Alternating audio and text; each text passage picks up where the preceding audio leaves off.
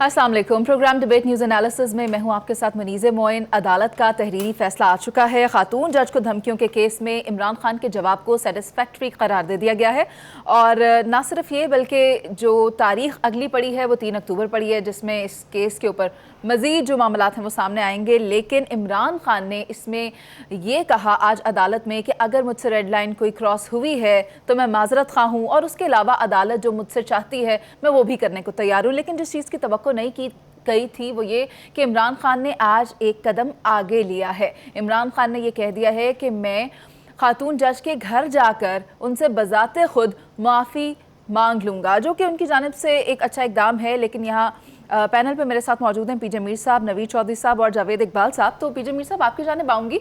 सवाल ये पैदा होता है कि अगर आखिरकार माफ़ी ही मांगनी थी तो फिर एक दफ़ा 2 दफ़ा क्यों नहीं मांगी गई? तीसरी दफ़ा आकर आपने माफ़ी मांग लिया, पहली दफ़ा ही मांग लेते।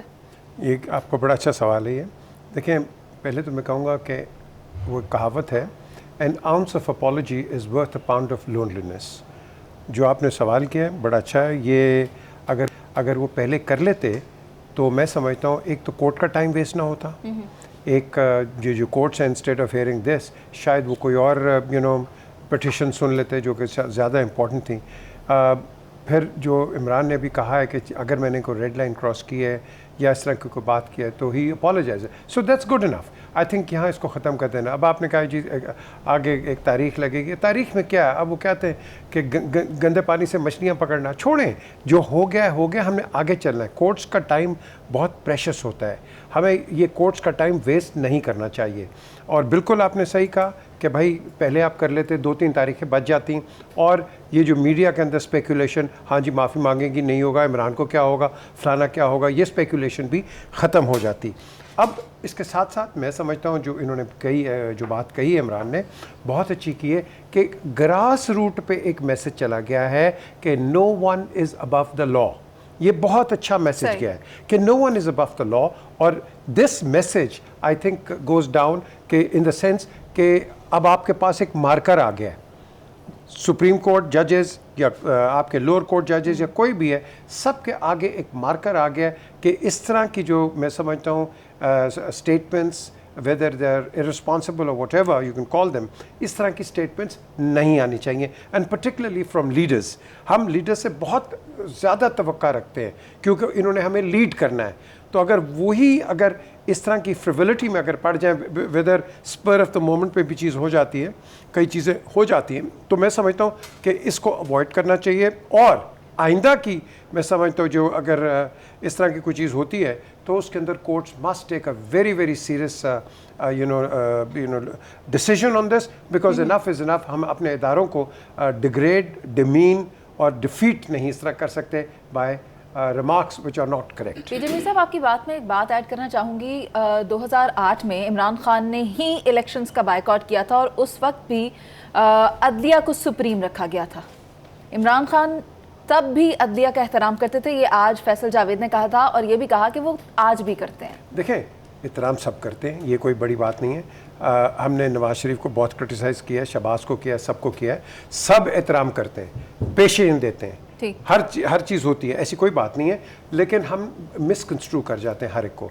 हम एक स्टोरी बना देते हैं कि ये तो बिल्कुल ही नॉन लॉ अबाइडिंग सिटीजन है, इसने तो बिल्कुल ही, कोई भी head of state, let me tell you, they will always be above the law because they hold the law, they are the law makers and they are the people जिसकी वजह से ये मुल्क चलता है। पर्टिकुलरली मैं तो पाकिस्तान की बात करूँगा। सो तो जो मुल्क चलता है, तो पहले भी इलेक्शंस बॉयकॉट अगर किए हैं, मुझे याद है बॉयकॉट जब करता है तो मार भी बड़ी खाता है। पीपल्स पार्टी ने एक दफ़ा बॉयकॉट किया था, नवीद चौधरी साहब आपको एलैबोरेट भी करेंगे, तो उनकी कितनी 9 सीटें आई थी उसमें मेरे ख्याल पूरे पाकिस्तान के अंदर। जी, तो उस वक़्त हमें ये इस चीज़ को साइड पे रखो, आप जो मर्ज़ी पॉलिटिकली करो, जो मर्ज़ी करो, बल्कि मैं इतना भी कहूँगा कि यार किसी की पर्सनल लाइफ पे मत जाओ। हम तो जजेस की बात करते हैं ना, हम ये पर्सनल कोई खातून है किसी पार्टी की या कोई लीडर है, आप उसको इतना डमीन ना करो कि आपका पॉइंट ऑफ नो रिटर्न हो जाए। I think enough is enough, बहुत हो गई है, बहुत बदतमीज़ी हो गई है, बदतरीन पॉलिटिक्स हमने ऑल अराउंड देखी है, एक पार्टी नहीं ऑल अराउंड देखिए। आई थिंक इसको ख़त्म करके पाकिस्तान के अवाम के लिए सोचें। ठीक है, नवीद चौधरी साहब, हमें ये भी याद है कि जब इमरान खान इसी केस में पहली बार आए तो उन्हें ये कहा गया कि आप फॉर्मर प्राइम मिनिस्टर रहे हैं, आपकी फॉलोअरशिप ज़्यादा है, लोग आपको सुनते हैं या पब्लिक जो है वो आपको पसंद करती है, तो इस तरह की स्टेटमेंट्स आपको नहीं देनी चाहिए। और आज हम देखते हैं ये फैसला भी आता है, इमरान खान को रिलीफ मिल जाता है उसमें, लेकिन तौहीन अदालत के मुर्तकिब तो और भी हुए हैं, तो क्या उनको भी इसी तरह का फैसला दिया जा सकता है या ये फेवर सिर्फ इमरान खान को ही मिली है? इसमें कानूनी नुक्ता ये है कि अगर वो रुजू करें इस फैसले की बुनियाद पर कि इमरान खान साहब से ये सलूक किया गया है जबकि हम सज़ावार ठहरे, तो दरख्वास्त तो दी जा सकती है। आगे फिर अदलिया का अपना मूड है कि वो कैसे फैसला करती है। असल में जब एक सियासतदान का केस किसी अदालत में आता है तो उसका सियासी पहलू अज खुद उजागर हो जाता है। अच्छा। ये अनहोनी बात नहीं है। अब इदारों के करने का काम क्या होता है? इदारों के करने का काम ये होता है कि उन्होंने कानून के मुताबिक फ़ैसला करना होता है। हमारे यहाँ एक टर्म चल पड़ी है, बहुत देर से चलती आ रही है कि जी ज़मीर के मुताबिक फ़ैसला करेंगे।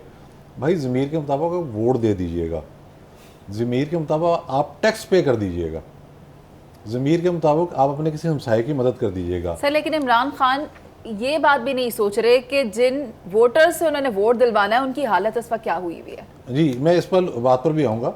बात यह है कि जिस वक्त तो पहले आए तो उनके जो सियासी मुसाहिबीन थे उन्होंने उनको मशवरा दिया कि ये माफ़ी मांगने में बड़ी सुख्ती हो जाएगी, क्योंकि जिस तरह से ये नोटिस लिया गया है। और फिर जस्टिस आमिर फ़ारूक जो कायम मकाम चीफ जस्टिस उस वक्त इस्लामाबाद हाई कोर्ट के, उनके जो रिमार्क सामने आए और फिर जजों ने जब ये नोटिस जारी किया तो एक इज्तिमाई फ़ैसला सामने आया, फिर लार्जर बेंच बनाने की बात हुई तो अगर हमने माफ़ी मांगी तो बहुत सुबकी होगी, तो लोगों ने उनको उकसाया। अब जो प्रोफेशनल वकला थे हामिद खान साहब जैसे, उन्होंने कहा कि कानूनी पहलू भी तो देखना होगा ना। हाँ जी। देखिए कानून है, अच्छा उसमें देर सवेर फैसलों में होती है कि आप डेट्स डालते रहें और आगे ले जाएं। जब एक क्राइम कमिट हो गया तो उसके बाद उसकी सज़ा होगी, गवाहियाँ होंगी, शवाहिद इकट्ठे होंगे, शहादतें जिसे कहते हैं, और उसके बाद सज़ा होगी। नवीद साहब, हामिद साहब तो पहले भी कह रहे थे कि माफ़ी मांग लें, बिल्कुल, लेकिन जो इमरान खान के अपने करीबी दोस्त थे वही ये कह रहे थे कि इमरान खान साहब कैसे मांग सकते हैं माफ़ी, और वो जो गाना है उनका डट के खड़ा वो है। कह रहे थे कि चीफ जस्टिस माफ़ी मांगे, चीफ जस्टिस साहब माफ़ी मांगे नोटिस लेने पर, ये कह रहे थे उनके करीबी लेकिन वो साथी ये फवाद भूल गए चौधरी। कि एक आप मुल्जिम अंदाजा के लगाएं। तौर पे इमरान खान अदालत में आ रहे थे। जी जी बिल्कुल, ये वो इस तरह का मशवरा दे रहे थे और इसका ज़ाहिर बड़ा नुकसान होता। अब ये जो कोर्ट है ये तौहीन अदालत के केसेस के हवाले से बहुत लिबरल कोर्ट समझा जाता है, खुसूसन चीफ जस्टिस अतर मिनुल्लाह साहब। वहाँ भी जब उन्होंने देखा कि इमरान खान साहब कानून पर अमल दरामद नहीं कर रहे और जिस तरह से एलेबोरेट किया गया है कि माफ़ी जो है वो अनकंडीशनल होगी, उसमें कोई अगर मगर नहीं है, तो उसके बाद फ़र्द जुर्म आयद करने का मामला भी सामने आ गया। हम तो तवक्को कर रहे थे कि शायद कोई ना कोई इनको लिबर्टी यहाँ मिलेगी, वो एक सूरत में तो अब भी मिली है, लेकिन आज जब वो आए हैं तो उनके वकला ने बिल्कुल दुरुस्त गाइड किया उनको कि देखें इमरान खान साहब, ये सियासी मामला अगर है भी तो अगर आप इस केस में ट्रायल होना शुरू हो जाते हैं, एडवर्स रिमार्क्स आते हैं और फिर अल्टीमेट कंक्लूजन जो कंटेम्प्ट ऑफ कोर्ट का है, जिसके नतीजे में जो सज़ा होनी है, जो नाहली होनी है, उससे पार्टी की सफ़ों के अंदर जो इंतशार फैलेगा, जो बदली फैलेगी, उसका ज़िम्मेदार कौन होगा? ये आपको जो लोग मशवरा दे रहे हैं कि आप डर जाएं, आप जजों को धमकियां दें। फवाद चौधरी ने तो ये भी कहा था कि इनको नाहल करके देखें आप इस्लामाबाद से बाहर कैसे निकलते हैं, जजों को कह रहे थे ना, वो किसी और को तो नहीं कह रहे थे। तो जो प्रोफेशनल वकला थे उन्होंने समझाया कि ये सूरत हाल इस तरह से नहीं है, आपको ट्रैप किया जा रहा है, आपके कुछ जो दोस्त हैं वो दोस्त नहीं हैं बल्कि दुश्मन हैं। फैसल वाडा के हवाले से भी ये बयान सामने आया था कि आस्तीन में सांप छुपे हुए हैं, स्नेक इन ग्रास, घास में छुपे हुए, ये मुहावरा है। तो आज मैं समझता हूँ कि इमरान खान साहब ने भी बहुत समझदारी का सबूत दिया और अदालत ने भी बहुत ज़्यादा रहम दिली दिखाई, फराग दिली दिखाई, वरना क्राइम तो कमिट हो गया था। नवीद चौधरी साहब, आपका पॉइंट आ गया है कि इमरान खान ने आज समझदारी का मुजाहरा किया है, लेकिन मेरा ये ख्याल है कि इमरान खान साहब अगर इस नतीजे पर पहुंचे हैं तो उसके पीछे भी उनका अपना एजेंडा है, उनका अपना विजन है, और वो है जल्दी इंतखाबात का। तो जावेद साहब आपकी तरफ आती हूँ, क्या कहेंगे? बहुत देर कर दी मेहरबान आते आते। देर तो की मगर ठीक किया, और इस फैसले से मैं समझता हूँ कि इमरान खान साहब को एक बात तो समझ आ गई होगी कि उनके क्लोज एसोसिएट्स में कौन समझदार है, कौन इंस्टिगेटर है और कौन सही मशवरा देता है, और कौन उनको राह से भटकने का मशवरा देता है।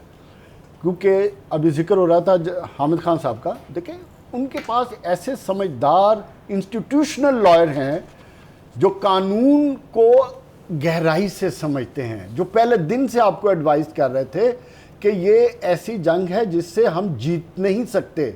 लेकिन दूसरी तरफ उनके एडवाइज़र फवाद चौधरी थे जो उल्टे सीधे मशवरे दे रहे थे। लेकिन इसमें जो कंक्लूजन वाली बात है ना, इमरान खान अब सियासतदान है, अब वो समझते हैं कहाँ मैंने अग्रेसिव होना है, कहाँ आगे बढ़ना है और कहाँ रिट्रीव करना है और कहाँ कंसोलिडेट करना है।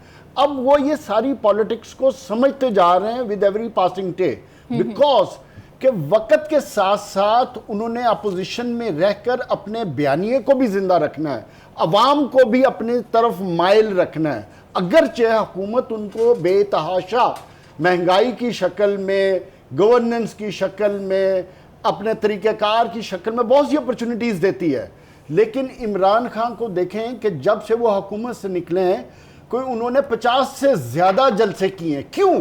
इसलिए कि वो अवाम के अंदर अपने बयानिए को स्ट्रॉन्ग रख के अपनी पॉपुलैरिटी को बढ़ाने की तरफ जा रहे हैं।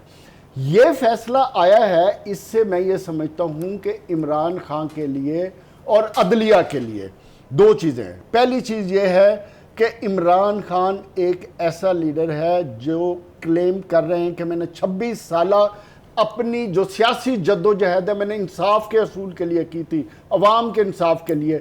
मैं कैसे ये इंसाफ के ख़िलाफ़ बयान दे सकता हूँ? मुझसे गलती हुई तो मैं खातून जज के घर भी जा सकता हूँ। लेकिन दूसरी तरफ अदलिया को भी हमें अप्रिशिएट करना चाहिए।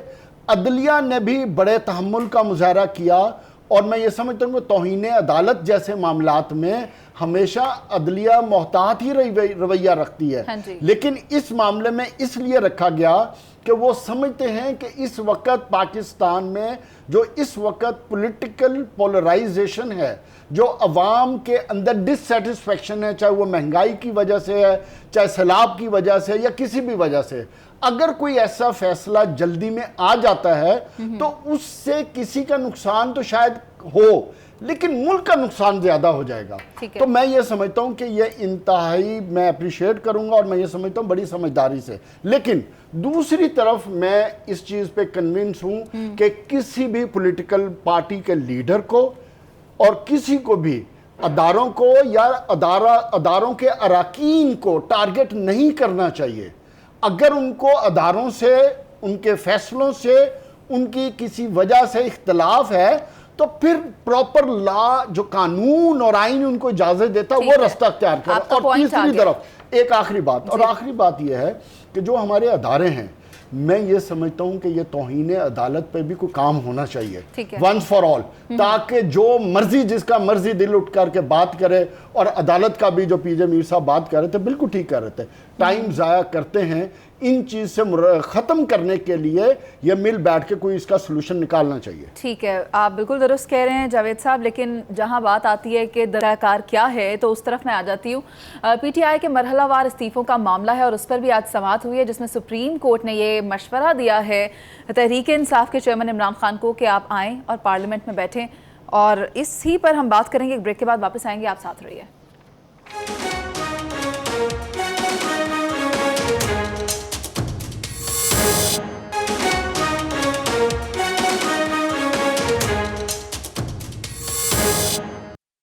Welcome back. पीटीआई अरकान की कौमी असम्बली से मरहलावार इस्तीफ़ों पर आज समाअत हुई जिसमें कि chief justice of Pakistan Umar Ata Bandial ने रिमार्क्स दिए कि अवाम ने इमरान खान को या उनकी हुकूमत को 5 साल के लिए अगर मुंतखब किया है तो उनको चाहिए कि वो आएँ और पार्लियामेंट में बैठें और वहाँ पर बैठकर अपना असल फरीज़ा सर अंजाम दें।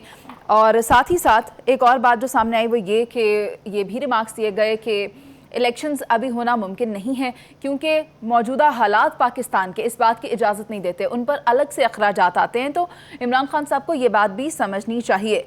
ये मशवरा दिया गया सुप्रीम कोर्ट की जानिब से कि आप कौमी असम्बली में आएँ, तो क्या इमरान खान इस बात को कंसिडर करेंगे या पीटीआई वापस आती है, पार्लियामेंट में बैठती है और कानून साजी में अपना हिस्सा डालती है? पीजे मीर साहब, आपसे इस पर राय लेना चाहूँगी। मुनीज़, देखें, हम हर मसले को कोर्ट्स में लेके जाते हैं, कोई भी प्रॉब्लम हो हालांकि जो मसले होते हैं वो पार्लियामेंट पर रिजॉल्व होने चाहिए, हम कोर्ट्स में चले जाते हैं।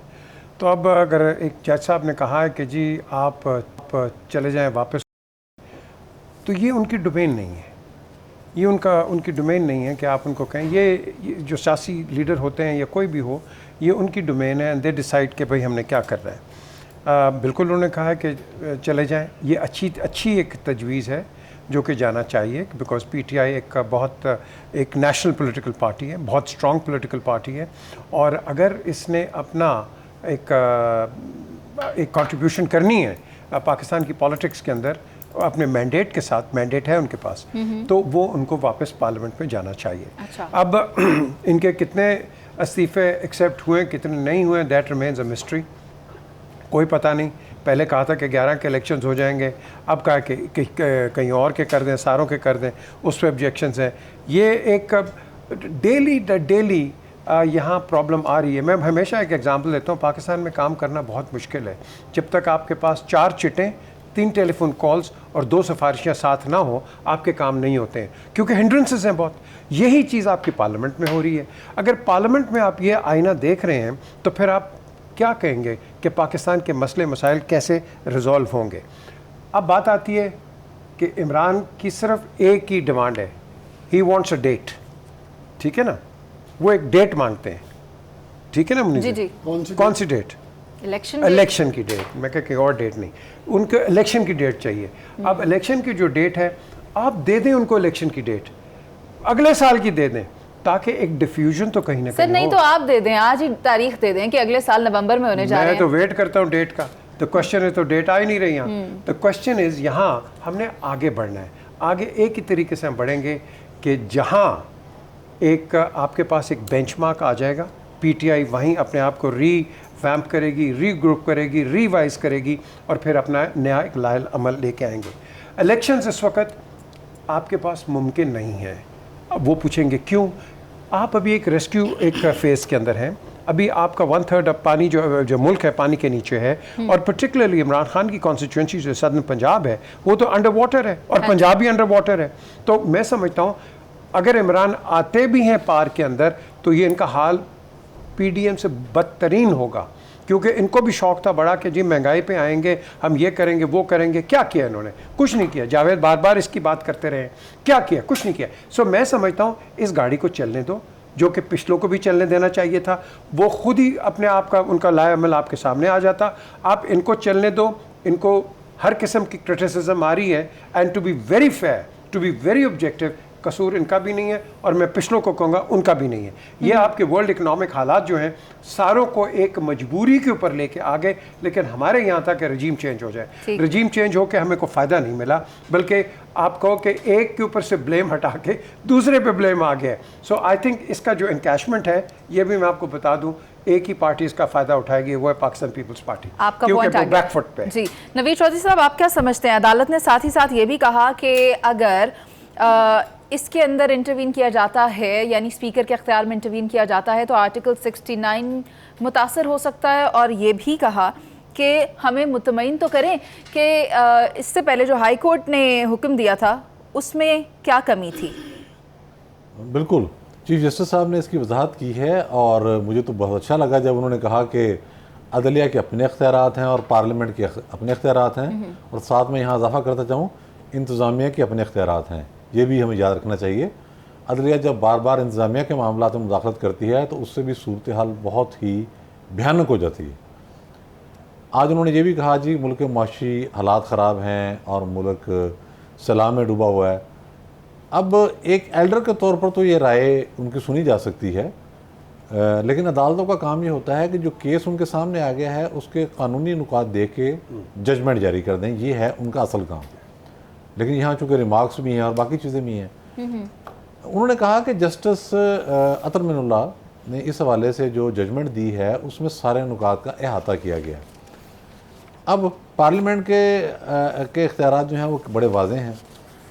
सबसे पहले तो आप देखें, जिस वक्त पार्लियामेंट शीर वायलेशन करती है कॉन्स्टिट्यूशन की, तो उस वक्त फिर अदलिया का दायरा इख्तियार शुरू हो जाता है। ज़ाहिर है अब एक आदमी, वो सदर पाकिस्तान है, वो वज़ीर आज़म है, वो पार्लियामेंट है, वो कोई आर्म्ड फोर्सेस हैं, जब वो आइन को तलपटी कर देंगे तो फिर अदलिया के अंदर बंदा दरख्वास्त लेके जा सकता है, बसूरत दिक्र काम अपना अपना करना है। इसी कोर्ट ने फाजल चीफ जस्टिस की सरबराही में ये फैसला दिया था कि कासिम सूरी साहब ने जिस तरह से वो इस्तीफे कबूल किए और जिस तरह से फिर एक समरी गई और अलवी साहब ने असेंबली डिज़ोल्व कर दी, वो सारे का सारा मामला एक्स्ट्रा कॉन्स्टिट्यूशनल था।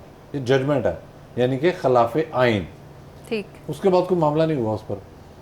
अब जो वो राय दे रहे हैं वो भी कानून के तहत है। वो कहते हैं कि भाई देखें, स्पीकर के पास आप जाएं और वहाँ जाकर तस्दीक करें कि मैंने इस्तीफ़ा दिया है। ये वही सूरत हाल है जो 2014 में पैदा हुई थी। अयाज सादक कौमी असम्बली के स्पीकर थे, वो कह रहे थे कि भाई जिसने इस्तीफ़ा देना वो आ जाए, एक एक करके आओ, मैं तुम्हारी विल पूछूंगा, चेक करूंगा। वहाँ रिकॉर्डिंग हो रही होती है, ये कोई ऐसा नहीं है मामला कि आपने कहा कुछ निकला कुछ। सही। तो उन्होंने कहा इस्तीफे अपने मंजूर कराएं और निकल जाएं। अब इन्हें पता नहीं किस बात का खौफ रहता है, ना तो ये पार्लियामेंट लाजिज छोड़ते हैं, ना अपनी बाकी मराहत तनख्वाहें छोड़ते हैं, और कह रहे हैं हमने इस्तीफे भी दिए हुए हैं। श्री मज़ारी साहबा ने इस्तीफा दिया हुआ था। मैं सिर्फ वाकई आपको बता दूं कि हालत क्या है। जो इस वक्त बड़ी चैम्पियन है पीटीआई की, हर मामले में बोल रही हैं। कोई मुतनाज़ा कानून हो जो खुद पास किए हुए हैं, कोई आर्म फोर्सेस के खिलाफ बात हो जो खुद करती रही हैं, बाहर से जो हमें इमदाद है उसके मतलब जो बातें करती हैं, कभी अमेरिका पे हमले कर रही होती हैं और ग्रीन कार्ड लेके लाइमलाइट में रहती हैं। हालत इनकी ये है कि जब इनके खिलाफ केस बना एंटी करप्शन का, अफसोस के वो रोक दिया गया क्योंकि जिस बंदे ने इंक्वायरी की वो डेड ऑनेस्ट है, कोई गुंजाइश नहीं थी उसमें। ठीक है कि पुराना केस निकाला लेकिन केस था। तो इन्होंने क्या प्ली ली इस्लामाबाद हाई कोर्ट में, इन्होंने कहा जी कौमी असम्बली की रुकन को स्पीकर से पूछे बगैर गिरफ्तार नहीं किया जा सकता। तो ये तो टोटल इखलाकी हालत है हमारी। ठीक, तो पहले आप क्लियर हो जाएं, फैसला कर लें, उसके बाद आप आगे बढ़ जाएं। लेकिन अगर बतौर एक एल्डर चीफ जस्टिस साहब ने एक रास्ता दिखाया है, उस पर भी गौर एक करने में दूसरे के मामलात में इंटरफेयर ना किया कोई जाए। हर्ज नहीं है उसमें आप क्या गौर करने समझते हैं, फिर पीटीआई आएगी वापस पार्लियामेंट में? देखिए, अब ऑप्शन तो महदूद हैं। जो माफी मांग सकते हैं अदालत में जाकर, सही। वो इस पर भी कोई ना कोई दरमियानी रास्ता निकाल ठीक सकते है। हैं। नवीद साहब, आपकी राय आ गई है। जावेद साहब, आप क्या कहेंगे कि फैसल जावेद ने ये कहा कि ये जो मशवरा आज हमें मिला है ये मुनासिब है, तो फिर क्या पीटीआई वापस आने के लिए राह देख रही है? देखिए, मैं तो इस चीज़ पे पहले दिन से कन्विंस हूँ, जब इन्होंने इस्तीफे दिए थे, कि नहीं देने चाहिए। इसलिए नहीं देने चाहिए कि आप पार्लियामेंटेरियन हैं, आप सियासतदान हैं, आपने सियासत करनी है और सियासत करने के लिए सबसे बेहतरीन फोरम पार्लियामेंट है। पार्लियामेंट आपको राइट देता है हर तरह से अवाम के हकूक़ के बारे में बात करने की। जो आप सड़कों पे बात करते हैं, अवाम के हकूक़ के लिए निकलते हैं ना, वो आप पार्लियामेंट में भी कर सकते हैं, उधर ज़्यादा मौसर हो सकती है। मेरा उस वक़्त भी यही पॉइंट था कि अगर पार्लियामेंट में रह के आप अपनी सियासी जद्दोजहद करेंगे तो उसके नतायज ज़्यादा बेहतर आएंगे। 2018 में यही हुकूमत इस असम्बली को नहीं मान रही थी। मौलाना फजलुर रहमान इस बात पे कन्विंस थे कि हमें ओथ नहीं लेना चाहिए, मगर जरदारी साहब ने और नवाज शरीफ साहब और शहबाज शरीफ साहब ने उनको कन्विंस किया कि हमें आइनी तरीके से आगे बढ़ना है और आइन को ही फॉलो करते हुए हमें अपनी जंग लड़नी है, और पार्लियामेंट में रहेंगे तो हमारी आवाज़ मुअस्सर होगी। और वही बात है कि अगर पार्लियामेंट में होते तो ना अपोजिशन लीडर पीटीआई खुद होती, तो जो चेयरमैन नैब बनता इस तरह ना लगता जिस तरह बने। इलेक्शन कमीशन में जो अपॉइंटमेंट्स हुई हैं इस तरह ना होती अगर ये पार्लियामेंट में होते, तो उससे भी बड़ा खतरा जो आने वाले वक्त में जो। जावेद साहब, इमरान खान साहब तो कहते हैं कि मैं बात तक नहीं करूंगा चोरों से, लुटेरों से। देखें, जब तक इलेक्शन अनाउंस नहीं होता। देखें, जो भी हुकूमत हो ना, उसके दो पहिए होते हैं, एक हुकूमत और एक अपोजिशन। जब तक ये दोनों पहिए नहीं होंगे तो गाड़ी नहीं चलती। जब दोनों का ऑब्जेक्टिव सिर्फ अवाम पाकिस्तान की खिदमत करना है तो एक पहिए के साथ खिदमत नहीं हो सकती, आपको अपना हिस्सा देना पड़ेगा। आज आप 123-25 लोगों का इस्तीफा दे के बैठे हुए हैं, 8 करोड़ लोगों के आप रिप्रेजेंटेटिव हैं असम्बली में इस वक्त। अगर एवरेज में 6 लाख लोगों की रिप्रेजेंटेशन भी ले लूं तो, और पिछले 4 महीने से उनको पार्लियामेंट में कौन नुमाइंदगी कर रहा है? जहां आपने आईनी काम करने कौन सी आपकी इनपुट जा रही है? हुकूमत तो अपनी मर्जी से जो मर्जी करते रहे, आप फिर उस पर इख्तलाफ नहीं कर सकते। क्यों? कि आप अपने आप को पार्लियामेंट से बाहर लगा के बैठे हैं। यानी और जो 8 करोड़ लोग हैं उनका जो डेवलपमेंट फंड है वो आपकी मर्जी से नहीं लग सकता। ठीक है, ये खान साहब आएंगे, ये गलत है और आना चाहिए। उसकी वजह मैं बताता हूं, नहीं सिर्फ एक बात, आना चाहिए। क्यों? इसलिए कि उनकी डिमांड इलेक्शन है। इलेक्शन में इंटरम सेटअप बनना है। नहीं सर, अगर देखना सर इस वक्त की डिमांड, इस वक्त पाकिस्तान सैलाब में आप डूबा हुआ है और इन लोगों को मुनीज़े- इमदाद की, इंसाफ की जरूरत है। मुनीज़े इलेक्शन 6 महीने बाद हो, 8 महीने बाद हो, 3 महीने बाद हो, साल बाद हो, अगर ये असेंबली में मौजूद होंगे तो बीइंग अपोजिशन लीडर ठीक है। इंटरम सेटअप में अपनी कंट्रीब्यूशन दे सकेंगे, वरना आने वाला इलेक्शन भी फिर यही हरकतें होंगी कि इन्होंने अपनी मर्जी से इंटरम सेटअप लगा लिया और इस तरह धांधली हुई। ठीक है, तो जब ये एक नया कटा खुल हाँ, जाएगा। मैंने कहा मैं तफसीली तौर पे ब्रेक में आपसे इस मौजू पर बात कर लेती हूँ। अभी ब्रेक पर चलते हैं, वापस करेंगे। शहबाज शरीफ साहब और बिलावल भुट्टो जरदारी मौजूद हैं अमेरिका में, वहाँ पर मौसमियाती तब्दीली और दीगर मामलात पर बात की जा रही है। हम वापस आएंगे, इस पर आपसे बात करेंगे, आप साथ रहिए।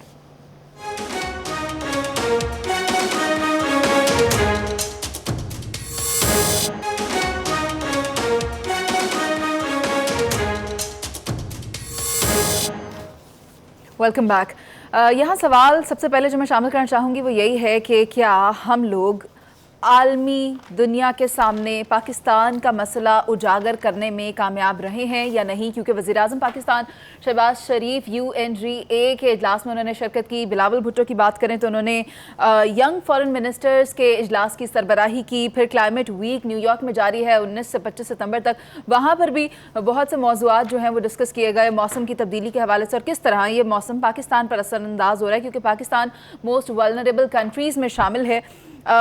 बात अगर हम करें शहबाज शरीफ साहब की, तो उन्होंने UNGA के प्रेसिडेंट से जब मुलाकात की तो उनको बताया कि क्लाइमेट इशू तो एक तरफ है ही, लेकिन जो दुनिया जिन मामलात को फेस कर रही है उसमें इकोनॉमिक क्राइसिस हैं, क्लाइमेटिक चेंज है, कोविड-19 है और जो वर्ल्ड पावर्स हैं उनके दरमियान जो मामलात में तनाव पैदा हो रहा है, ये तमाम मसले अपनी जगह पर मौजूद हैं। तो कितने हद तक हम कामयाब हो चुके हैं पाकिस्तान के मसाइल मौजूदा को डिस्कस करने के लिए आलमी रहनुमाओं से या आलमी फोरम्स पर इसको उजागर करने में? सबसे पहले मैं चलती हूँ जावेद इकबाल साहब, आपकी जानिब, क्या समझते हैं आप? देखें, पाकिस्तान अपनी पूरी तरह कोशिश कर रहा है कि किसी तरह से जो इस वक्त पाकिस्तान इकोनॉमिक क्राइसिस से गुजर रहा है और उसके बाद उसी इकोनॉमिक क्राइसिस में सैलाब वाला इशू आ गया, उससे निकलने के लिए इंटरनेशनली अपने मामलात को प्रोजेक्ट कर सके। इस सिलसिले में प्राइम मिनिस्टर, मैं समझता हूँ, IMF के प्रेसिडेंट को भी मिले हैं और इसके अलावा एशियन डेवलपमेंट वालों से भी मेरा ख्याल है $1.6 बिलियन आ गया है और जापान वालों ने भी कोई उनकी जो थी किस्त वो भी क्लियर होती नज़र आ रही है। और तीसरी जो सबसे इम्पॉर्टेंट चीज़ है जो मैं समझता हूँ सैलाब के हवाले से जो पाकिस्तान एक एफर्ट कर रहा है कि जो इस वक्त क्लाइमेट चेंज की वजह से सबसे ज़्यादा दुनिया में पाकिस्तान इफ़ेक्ट हुआ है और उसकी जो रिकग्निशन है, जिस तरह आपके सेक्रेटरी जनरल यूनाइटेड नेशन वो भी यही कहकर गए थे, तो उसको इंडोर्स करते हुए जो बाइडन ने भी ये बात कही है कि जी कि पाकिस्तान के जो इस वक्त इकोनॉमिक सिचुएशन और सैलाब के बाद और वर्स्ट हो गई है, इसमें दुनिया को तवज्जो दिलाने की बात। अभी तो है बातचीत, ये है असल बात। जुबानी जमा खर्च हो रहा है, प्रैक्टिकली कितना होता है ये आने वाला वक्त बताएगा। क्यों कि मैं ये समझता हूँ कि दुनिया चलती है मफादात पे। दुनिया ने वही जो आपने एक हफ्ता पहले अमेरिकन की डिमांड थी डू मोर, देखें जब बिलियन ऑफ डॉलर्स की बात आती है ना, पाकिस्तान को वो $20 बिलियन का तकरीबन नुकसान हुआ है। तो इस नुकसान को पूरा करने के लिए जब तक पूरी दुनिया हमें हेल्प आउट नहीं करेगी, हम इस क्राइसिस से नहीं निकल सकते। और उससे निकलने के लिए जब बात होगी पैसों की तो फिर मफादात आ जाते हैं, फिर उस वक्त कोई मॉरल वैल्यूज़ नहीं रहती, फिर कोई गुर्बत नहीं रहती, फिर कितने घर उजड़ गए कोई परवाह नहीं करता। कौमों को अपने पैरों पे या खुद खड़ा होना पड़ता है या उनके मफादात होते हैं जिनको खड़ा करता है। ये असल पॉइंट है कि प्रैक्टिकली क्या होगा। पाकिस्तान देखे जो इस वक्त सिचुएशन में है, बिलावल भुट्टो जरदारी अपने तौर पे कोशिश कर रहे हैं, प्राइम मिनिस्टर अपने तौर पे कोशिश कर रहे हैं, हमारा फॉरेन ऑफिस जो कुछ कर सकता है वो कर रहे हैं। हर तरह की हमने कड़वी गोलियां भी खाई हैं कि अपनी इकोनॉमी को बचा लें। अगर दुनिया अगर इस बात को रियलाइज़ करती है इंसानियत की बुनियाद पे, तो मैं समझता हूँ कि बहुत अच्छा, हमारा केस तैयार है, केस दुनिया को रियलाइज भी है और करना भी चाहिए। तो मैं तो अच्छी उम्मीद रख सकता हूँ, ना कि नेगेटिव कोई चीज़। ठीक है पी जमीर साहब, UN एम्बेसडर एंजेलिना जोली भी आई हैं, UN सेक्रेटरी जनरल भी आए यहाँ पर। अच्छे तरीके से उजागर तो किया है इस मामले को, लेकिन बिलावल भुट्टो अभी ये भी कह रहे हैं कि 30 अरब डॉलर जो है वो पाकिस्तान का रिक्वायर्ड है, अभी सिर्फ इस सिलसिले में रिक्वायर्ड है कि यहाँ पर हम रिलीफ दे रहे हैं, रिहैबिलिटेशन की तरफ तो अभी हम गए ही नहीं। तो क्या हम इस मसले को आलमी दुनिया के सामने मौसर तरीके से पेश कर पाएँ? देखें, यहाँ गवर्नमेंट कोई सही काम भी कर रहे हैं तो उस पर तनकीद आती है। इस वक्त प्राइम मिनिस्टर गए जो कि उन्होंने एड्रेस करना था यूनाइटेड नेशन जनरल असेंबली, फिर उन्हें क्वीन की विज़िट भी, जहाँ क्वीन की डेथ हुई है वहाँ भी जाना था, पाकिस्तान की रिप्रेजेंटेशन करनी थी क्योंकि हम कॉमनवेल्थ के मेंबर्स हैं और वो हमारी क्वीन है as far as commonwealth is concerned. यहाँ हमने दो चीज़ें देखनी है। हम यहाँ रोते हैं हमारे पास पैसा कोई नहीं है, बिल्कुल पैसा नहीं है। आप इतना बड़ा एंटोराज क्यों लेके जाते हैं? फॉरेन मिनिस्टर को चाहिए कि सारे एम्बेसडर्स को जूम के ऊपर ले, कन्वीन करे और उनको बताए कि भाई ये हो रहा है, आपने ये करना है। डिज़ास्टर्स पूरी दुनिया में आते हैं, जापान में सुनामी नहीं आया, हर जगह आते हैं। हम एक प्रोफेशनल बेगर्स बन गए इंटरनेशनली। हम क्या करते हैं जब कोई डिज़ास्टर होता है, प्लीज़ जी हमारी हेल्प करें, प्लीज़ जी हमारी हेल्प करें।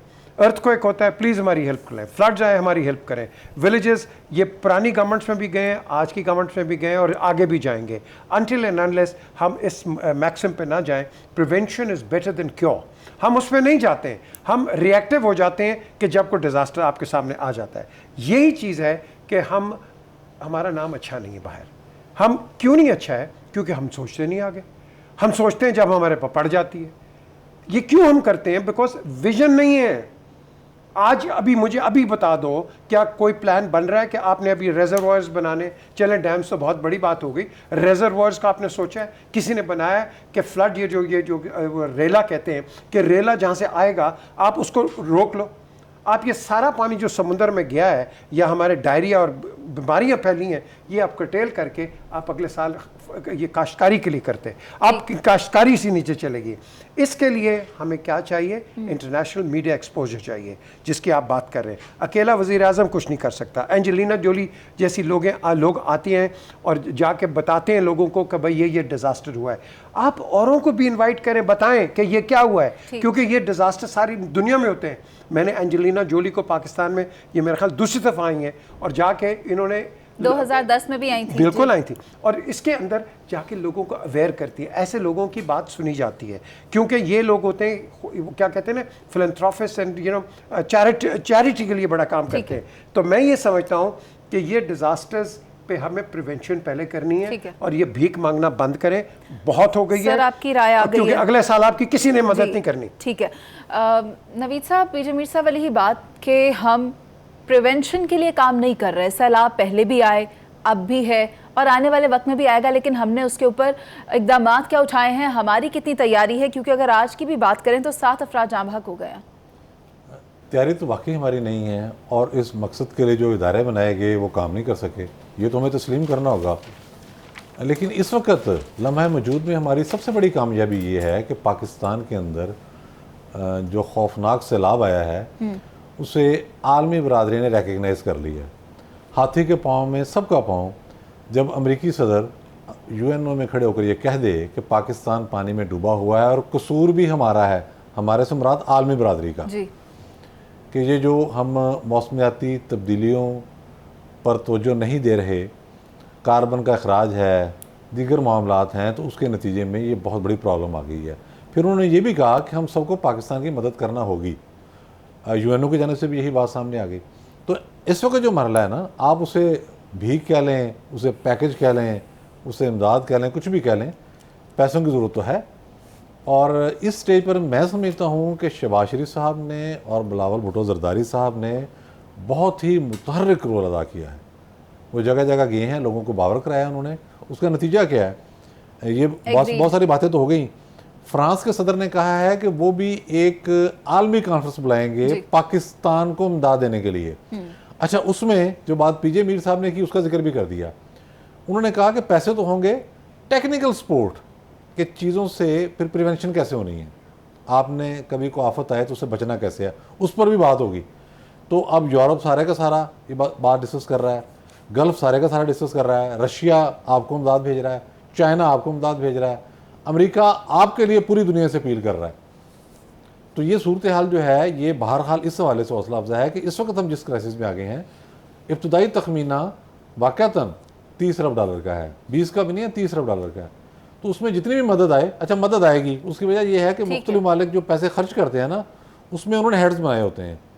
एक तो आपको उन्होंने असला देना है या कोई और काम लेना है, या ऐसी रकम देनी है जो कोलेशन सपोर्ट फंड की मदद में आती हो, वो एक और मामला है। लेकिन जो इमदाद के लिए पैसे रखे होते हैं, जैसे USAID के ज़रिए, जैसे कांग्रेस कोई स्पेशल पैकेज अनाउंस कर दे तो वो पैसे आपको मिलते हैं। अब हमने यकीनी ये बनाना है कि उन रकूम का इस्तेमाल दुरुस्त तरीके से हो जाए, तो उससे बहुत फर्क पड़ेगा। बहुत शुक्रिया आपका नवीद साहब, पी जमीर साहब और जावेद इकबाल साहब, आप लोगों ने अपनी राय दी। डेवलपमेंट पर काम करने की बहुत ज़्यादा ज़रूरत है, और मैं आपको ये भी बता दूं कि फॉरेन मिनिस्टर बिलावल भुट्टो जरदारी ने कहा है कि we need to frame the future course of action for the better future of the world, क्योंकि ये कौम हमारी है और ये लोग भी हमारे हैं, और इन्हीं के लिए हमें मिलकर कुछ करना होगा। अभी के लिए इजाज़त, अल्लाह ने के बाद।